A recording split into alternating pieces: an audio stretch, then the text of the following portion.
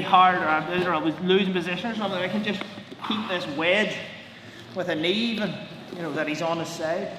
And Jordan was doing it slightly different, but I think keeping him facing away, yeah, and a good him on his side and a wedge between you is what's going to really get the finish. So I think before I do some positional rounds, keep practicing it and keep practicing a bit more and more. So it's definitely a really good finish. You just get a wee bit more into it in mount, but hard enough to get out of mount, and the person tops will ease in here a bit. Will not just start fucking mount here right away. Like, so let's just do a bit of position. So you're just going to do like a bit of like, I'll do a warm-up round of like an open grapple, and then I'm going to do a couple of goes on top position and a couple of goes off single, getting sat down with a single and go live. So we'll do 6-5, or 5-5s after this. So a wee warm-up round, just move around nice and light, grappling, just grappling, so off knees, and then we'll start into 5 harder rounds, okay? So partner up, just light grappling. I'll do about a 3-minute round here. I think Paddy has well and truly fell in love with the process, and it's fantastic to see. It's the best he's ever been, physically, mentally, just he's in such a good place. I'm so happy to see it. Paddy's a superstar. We've seen that from he first joined the gym.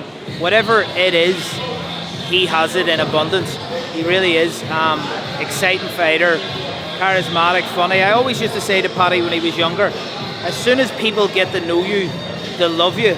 They really will. Just everything about him. He's just that guy that, you know, he really just has that something about him. What helps it also is his fighting style is so exciting.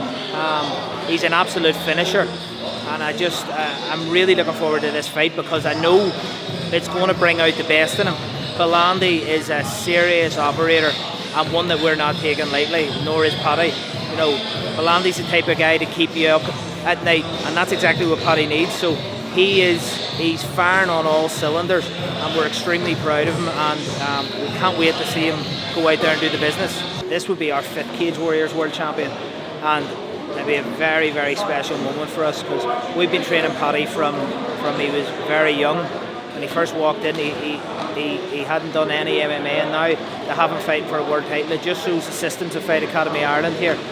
He's another perfect example of it, of where you just come in, show up, do the work, trust the process, trust the systems, and you'll get to where you need to be. And he always wanted to be on that back wall with Reese, Paul, Joe.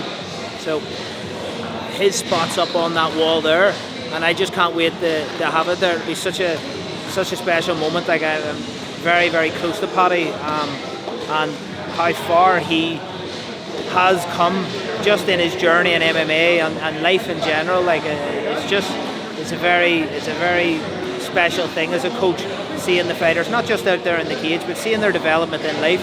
And I'm so happy and very, very proud of him. New vlog. What's this? The 4th one? Fourth vlog. Like, fuck me. We're YouTubers now. Like, we're fucking YouTubers. Yeah, 4th vlog. They're getting easier every week. Fight's flying in now, isn't it? Like, fucking 18 days out.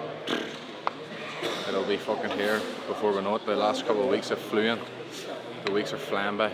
Putting the fucking graft in, day out. We're in the fucking McCorry household. Got a new wee dog, Bruno. New addition. Best thing I ever did, bro, was fucking get him, no joke. It was an impulsive one before Christmas. So it was like the week before Christmas. I was like, I'm gonna go and get a dog here. And then like 2 days later, he was here. And he's just been running the fucking show ever since. I just basically watch fights, bro. Look at this, as soon as I open my fucking UFC fight pass. Big Belandi, we've been watching this. Yo, come here. So we're gonna put on this Contender Series fight. But I've never actually watched this fight back. I hate watching fights back, bro. Nearly all of them. There's probably 1 or 2 that I can watch back without my hair standing up and cringing. And watching it back fucking just eats me alive, you know, like, it makes me furious even just watching clips of it. It's crazy, bro. Look how like out of shape I was there, like, what the fuck? No, that's just terrible. Like, it's mad how it wasn't that long ago, but I don't even fucking recognise that like version of myself now. Like look at that. What the fuck? That is mental, bro. I'm built like a fucking Dorito. Oh, I'm laughing like, but it's actually a fucking shambles. He's a wee fat cunt too in that, to be fair. He looks like an AI character, doesn't he? It's crazy the like adaptations I've made to my style from this fight, you know what I mean? Like I was always kind of trying to hone this style, and then I just realised after this fight I was like, fuck this style, like I need to completely change things up. And I feel like now, after months and months since this fight of like honing it together and putting different pieces together, we finally have the fucking full package, you know what I mean? Like just so much more efficient, so much more effective in the style that I've been training to fight now, rather than this style. But he just didn't show any damage at all. He could just take a clip big time, like look at that, that comes brand new. Fuck me, like I've hit people way less of shots and got rid of them than are just bouncing off his head and he's cruising through them, like, you know what I mean? He is tough as fuck. I knew whenever I went on his Instagram and I seen a picture of him throwing up a peace sign with his leg up, I was like, this guy's definitely hard as fuck. You know what I mean? See if you go on their Instagram and they look like big juice heads with angry faces, or they have loads of pictures with like big name fighters, you know they're soft.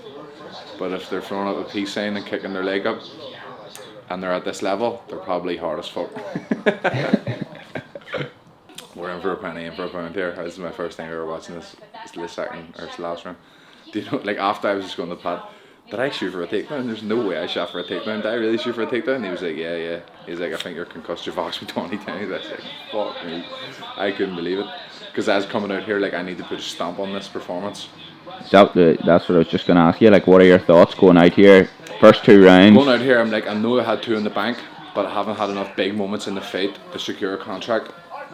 So going into the third, I was like, I need to finish with something flashy, something big, need damage. Even though I was 2 rounds up, I needed to put a stamp on the finish. And right where I tried to turn things up, I dipped in then under an uppercut and he clipped me. And it rocked me, to be honest. So then I obviously shot on autopilot. Just trying to fucking stall the fight till I could recover. But when the fight was over, I couldn't even remember shooting or anything. Like it wasn't like a decision like, oh, I'll take him down and claim him, or I'll take him down and grapple with him. It was just like trying to get some time to recover from the shot. The cunt could bang, to be fair to him. Like he reserved a lot of his energy and didn't throw much, but what he did throw was meaningful. I haven't like, it hasn't circled around the Dana White once and he hasn't been on his phone. You know what I mean? But I suppose you need to give the cunt something to watch. So it's my fault. It's mental, bro. That was like 1 minute 20 left. I took him down, his head's at the cage, so he actually can't even move. All I had to do was take a wee half step, give him space to get up, land big shots, you know what I mean? I just needed the lungs for 1 more minute, like, and I didn't have him. Like separated and with fucking, I've never got separated in my life. Jesus Christ, never got separated in my life, and then I'm separated with 30 seconds to go in the contender series. Like, unbelievable. Like, look at them strikes, like 30-12, 33-12, and 36-14. You know what I mean? Like, that's massively being outstruck. Like, it's just that last minute where I fucking shot for a takedown and held my head lower than his head and tried to stall for a bit instead of giving him enough space to get up and just landing big damage, and it could have been an exclamation mark on the performance. But you know what, bro, if that never happened how it did, I wouldn't be in the position I'm in today, and I wouldn't have made the changes that I've made to be in the shape that I'm going into this fight, you know what I mean? So everything happens for a reason, and although it was a fucking tough lesson, it was a very valuable one, and it has made me the fucking complete athlete that I need to be. And what were your thoughts whenever, after the fight, and you were waiting to hear whether you had made it into the contender series? Like, I knew it was close. I knew it was close because I knew I was schooling for the first 2 rounds, but I couldn't remember the last round. So I didn't know how the last round looked, so it was completely 50-50 in my head, you know what I mean? I had no idea. But now watching this back, like that, there was 1 minute 20 left when I landed that takedown. And if I had 1 minute 20 of gas in me and give him space to work, I think I would have got the contract. But it was right in front of Dana and fucking Mike Maynard where I got that takedown, and instead of claiming him, was basically stalling the action just trying to recover from those big shots. Whereas if I had to give him space to land some damage in that last minute, 120, I definitely think it could have made a difference. Oh, it's fucking depressing. But that actually, fuck me, like 33 to 12, 35 to 12, and 36 to 14, like that's nearly double the amount of strikes every single round that I landed on. Like, you could just take a clip big time. Jesus, that's depressing. Like, one of the things that I do best is taking struggle, failure, like those bad feelings, and channeling it and harnessing it into positive energy, into motivation, into fuel, you know what I mean? It's what I've always done good in the past, and none more so than this lesson, because that one definitely stung. But like I said, I do feel like I am the full package now. I know there was some like wee small 1% going into that fight that I could have made better, that I thought wouldn't have really mattered, but it had just made me aware that every 1% comes to the surface in those high pressure situations. So all the 1% have been fucking ticked off this one for sure, and it's definitely going to make me a harder man to beat in the long run. Need to get one of them wee pouches. No way, like newborn pouches.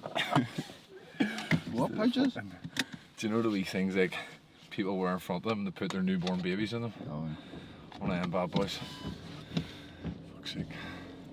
You walking about with him like fucking Cinder the Lion King. You going to get monstered, are you? So where are we at? We're on the Springfield Dam, bro. So now it's like all nice and lovely. It got renovated a couple of years ago. But this is like where we used to all just sit and drink as a kid. Like get up to no good. Come up here on the weekends. A few speakers, a few barracks. And what part of Belfast is this? This is in West Belfast, bro. The best place on the planet. This is where you grew up? This is where I grew up, bro, in the Coddy Mill. This is the Springfield Dam, just at the back of the Coddy Mill. So yeah, that's where I grew up. My man's house is like fucking 2 minutes across the way there. And it's like a sick wee view of the city, isn't it? You can see everything. Like the balls of the falls. Fucking, you can see Harland and Wolf over there, over to the left, behind the hospital. Sick. At what age did you get into MMA? I got into MMA at 17. So I was like always fucking about with boxing and football when I was a kid. Like doing them both at the same time, doing one, doing the other, like chopping and changing. And then when I was like 15, I had my last fight in boxing. Then I just left sports altogether and didn't really do anything for a year or two. And I was just not doing anything, just being a wee bum. And then started doing some boxing sparring and training with Donald McNally. You know, he was like, I think I went over and done a track session with him and Big Sean Crow and all first, with like Connor, Garrett Smitty and all.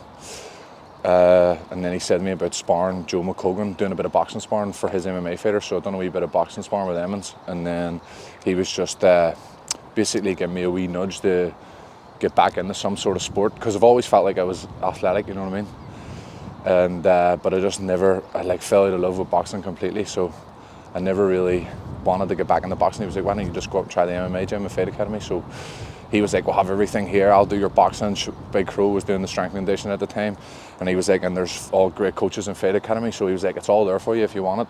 And I was like, fuck it, I'm gonna go up and give it a try. And then just from the first day I've been in Fight Academy, I just fell in love with it, bro.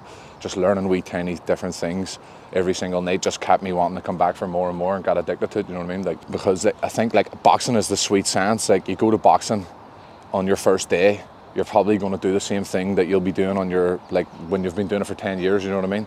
It's just like the sweet science of timing and repetition, so it can get a bit boring at times. And that's where the art in it lies. Whereas MMA is like, you're going up and getting different wee pieces to the puzzle every single night and constantly learning new stuff. So for me at that time as a kid, that was all I needed to keep me engaged and keep me coming up, you know. Bye-bye.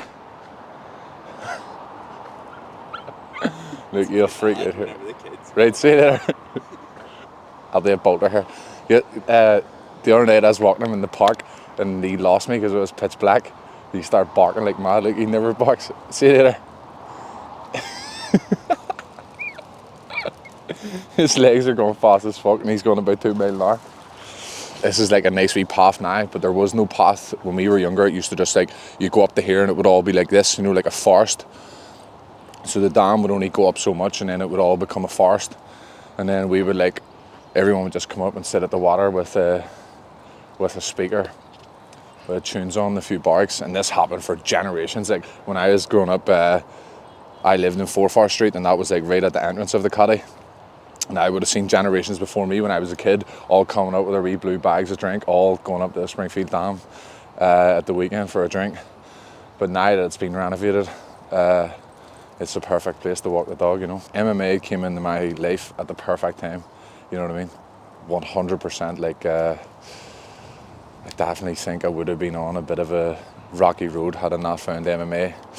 Because, like, at that time in my life, was probably the maddest, like was probably the most mental outside of the gym.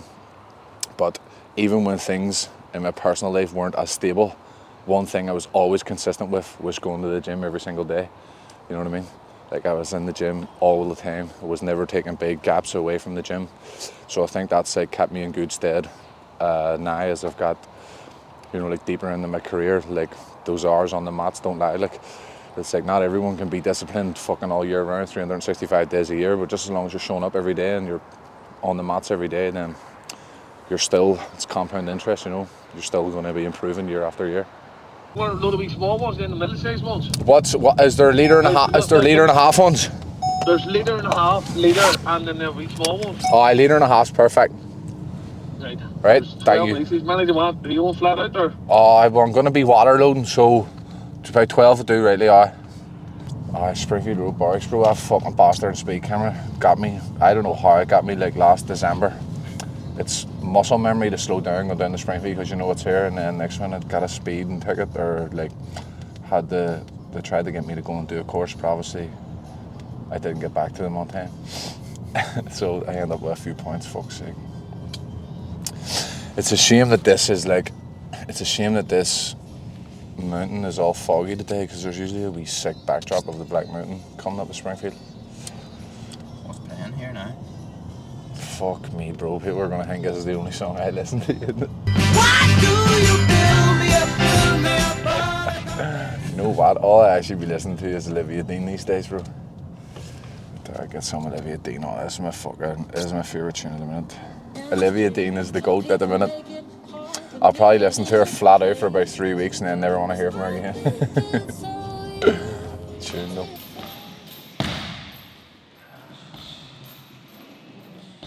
Always tied on my Tom Lethal. Yeah, that was really good. Did you not tune the bank or anything? I was doing a big practice. Another good session in the bank with Shando. Going over some of the intricate details of the game plan, you know. Just rinsing and repeating them. Good hour in the bank. Yeah, when this comes out, it'll be 2 weeks out. So we're in the fucking business end of camp now, you know what I mean? I'll just start tapering things down over like the next week or so here. Whenever we started these vlogs is when your body is just getting beat up day in, day out, you know what I mean? You're just waking up sore, going to bed sore. But so now, over the next, as it gets closer to the fight, we'll taper down, have more rest, be more fresh, more loose, you know what I mean? Just keep the weight cut, keep chipping away the weight cut as we are.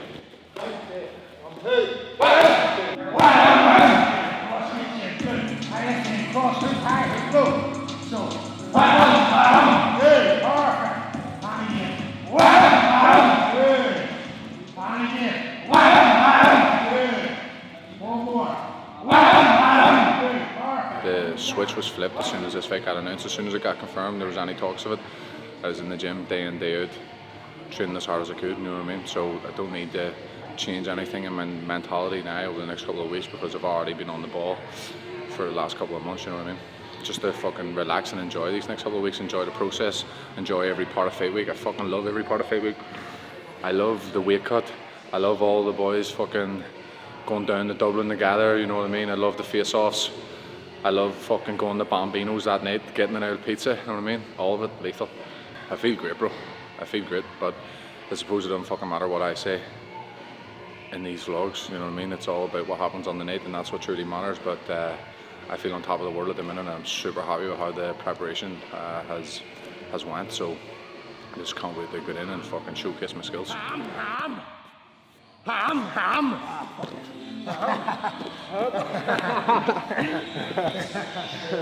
Taking too many shots there, Justin. Yeah, just them weird angles. I love that wee double jab enters too. Yeah. The Bruce coming over. Yeah, so you're good at it, but doing enough like that uppercut on the elbow. So what? But Something- again, when they do it in pads or when they drill it, Yeah, never. so Good to get the rapidly, reps so- in of it. Yeah, reps. Yeah, absolutely. So we'll do an awful lot at the bar in the class. The unorthodox striking positions, where you're going to turn them just wheel in. Yeah, even them elbows against the cage, just getting some reps in them and then believing in them when they're there. Yeah. Especially when you can 12 to 6 now. Yeah, oh mate, that changes everything. 12 to 6 changes. So that's another vlog in the bank. I hope you are all enjoying the behind the scenes footage and coming along with us on the journey here. As always, thanks to my main sponsors, That Praise Guy and King's Irish Sea Moss. If you go on to my bio, I have both their pages tagged and have the links to their website. So if you want to go on and enter any of the prizes on That Praise Guy's website, there's daily prizes to be won every single day. There's loads of them throughout the day. And if you want to top up your health, get on the King's Irish Sea Moss. Thank me later.